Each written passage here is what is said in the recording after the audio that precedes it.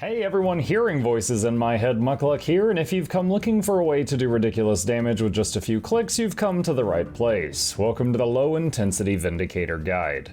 The purpose of a low-intensity build is to be as effective as possible with the build itself, so that the gameplay requires as few separate buttons as possible. This is not the top DPS build a Vindicator can achieve, but rather an option for when you are learning the class, want to chill and watch Netflix on another monitor, or if you have shaky hands or any other condition that can impact your gameplay. Drop a like on the video or sub to the channel for more content, ring the bell for all future notifications. As always, my undying gratitude to all the supporters on Patreon and Twitch who keep this channel alive. More on how you could support at the end. Let's get started. Equipment. Full Berserker stats with Runes of the Scholar. Great Sword most of the time. Staff on the other weapon slot for interrupts. Sigil of Impact and Force for our weapon. We're using Assassin and Dwarf stances, which pick our skills for us as a Revenant, so don't need to worry about that. Specializations are Invocation, Devastation, and Vindicator. Invocation 233.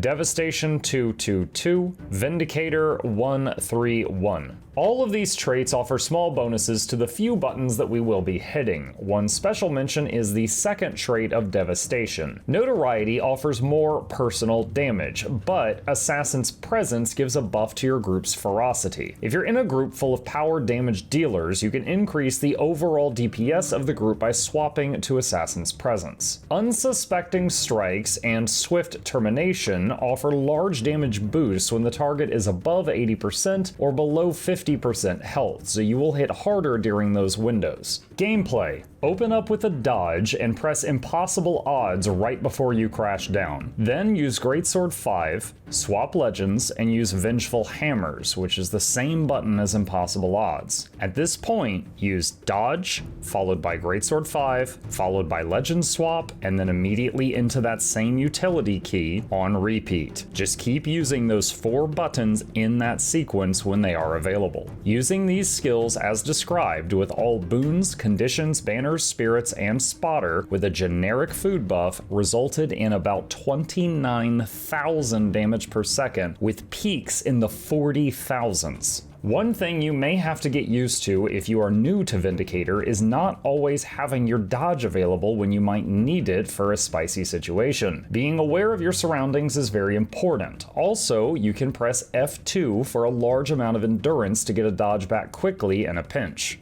Let's quickly talk about break bars. If it's time to interrupt a boss, what buttons should you press? If you are in Dwarf stance, Forced Engagement hurts break bars. If you are in Assassin stance, your elite skill Jade Wind. And finally, you can swap to Staff at any time and use Staff 5 for one of the strongest CC skills in the game.